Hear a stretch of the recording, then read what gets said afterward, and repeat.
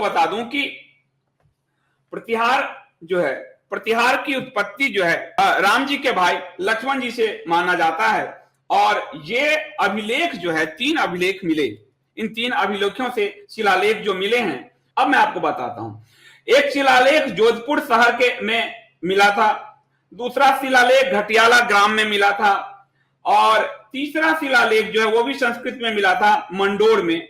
इन तीनों शिलालेख से स्पष्ट है कि प्रतिहार रामचंद्र जी के भाई लक्ष्मण की कुल की उत्पत्ति है।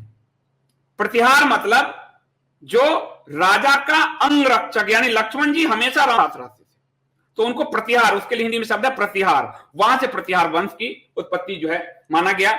उसके बाद जिन राजा मिहिर भोज पर आप विवाद कर रहे हैं, मिहिर भोज की ग्वालियर प्रशस्ति भी मिली है। ग्वालियर प्रशस्ति क्या कहती है वो आपको बता दूं। ग्वालियर प्रशस्ति कह रही है, और सारे सबूत हैं उस ग्वालियर प्रशस्ति में। उस समय राजा सम्राट भोज और अशोक के बाद सम्राट पदवी धारण करने वाले राजा मिहिर भोज ही थे सम्राट।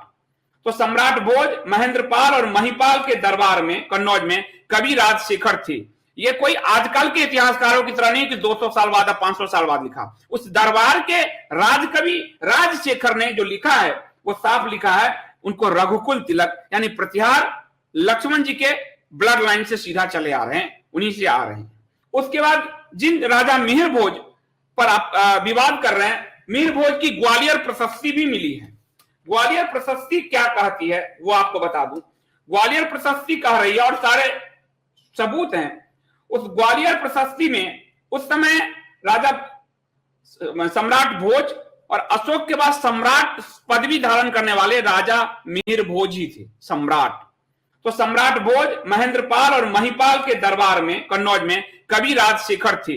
ये कोई आजकल के इतिहासकारों की तरह नहीं कि 200 साल बाद या 500 साल बाद लिखा। उस दरबार के राजकवि राजशेखर ने जो लिखा है वो साफ लिखा है, उनको रघुकुल तिलक यानी प्रतिहार लक्ष्मण जी के ब्लड लाइन से सीधा चले आ रहे हैं, उन्हीं से आ रहे हैं।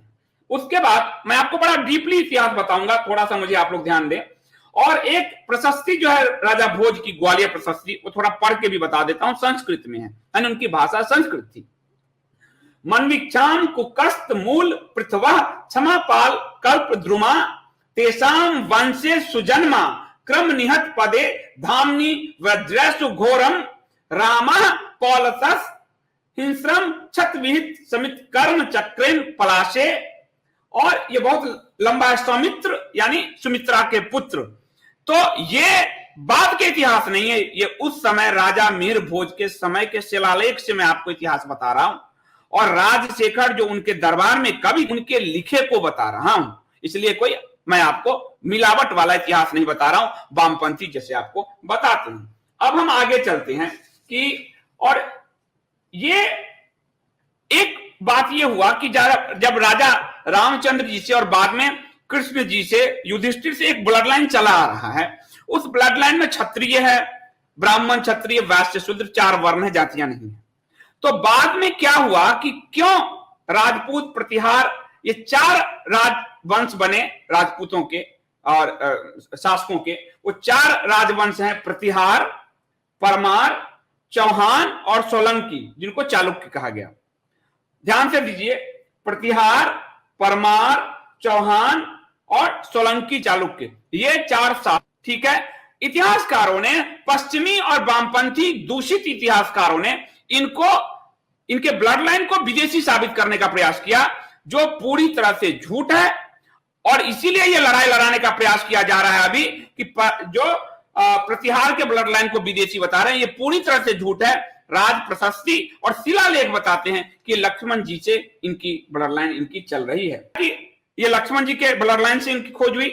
तो राम अपने जीवन काल में 3 भाइयों को 3 भगवान राम ने 3 राज्य दिए थे, और लक्ष्मण को कारापथ का शासक नियुक्त किया गया था। लक्ष्मण के 2 पुत्र थे, अंगद और चंद्रकेतु। लक्ष्मण रामचंद्र जी के भाई 2 पुत्र थे, अंगद और चंद्रकेतु, और इन दोनों भाइयों ने कारापथ विजय किया। ये रघुवंश में साफ साफ है, अंगद चंद्रकेतु व लक्ष्मणो प्याप्य संभावो शासनादु रघुनाथ चक्रे करापथे स्वरी, यानी और यदि हम इसको पुराण से जोड़े कि ये कारापथ कौन सा है, तो हिमालय का जो निचला पूरा भाग है वो कारापथ माना जाता था, जो लक्ष्मण जी को शासन में मिला, और उनके दो पुत्र हुए अंगद और चंद्रकेतु उनके शासन में। और उससे जो प्रतिहार वंश का उस पूरे ब्लड लाइन को जो खोजा गया, तो आपको बताऊं कि पूरा ब्लड लाइन मिलता चला गया, पूरा ब्लड लाइन मिलता चला गया। के बाद मैं आपको बताता हूं बहुत डिटेल। और प्रतिहार वंश था, प्रतिहार रामचंद्र जी के प्रतिहार सेवक और रक्षक लक्ष्मण जी को माना गया, रामचंद्र जी के प्रतिहार, उसी से प्रतिहार वंश की स्थापना हुई। जातीय अस्मिता को रखना बिल्कुल बुरा नहीं है, पर जातिवाद करना और जातियों के लिए लड़ना बहुत बुरा है। जातीय अस्मिता बुरा नहीं है, कोई खुद को राजपूत कहे, ब्राह्मण कहे, क्षत्रिय कहे, प्रतिहार कहे, चालुक्य कहे, जो भी कहे, वो उसकी जातीय अस्मिता, लेकिन वो जो जातीय अस्मिता है वो आपके जातिवाद में कन्वर्ट ना हो, इसका ध्यान रखिए। और मैं चाहूंगा हाथ जोड़ के दोनों समाज से मत लड़िए। आप एक राम के वंशज हैं, एक लक्ष्मण के वंशज हैं, उन दोनों भाई में कभी लड़ाई नहीं हुई, आप क्यों लड़ रहे हैं? दोनों एक ही।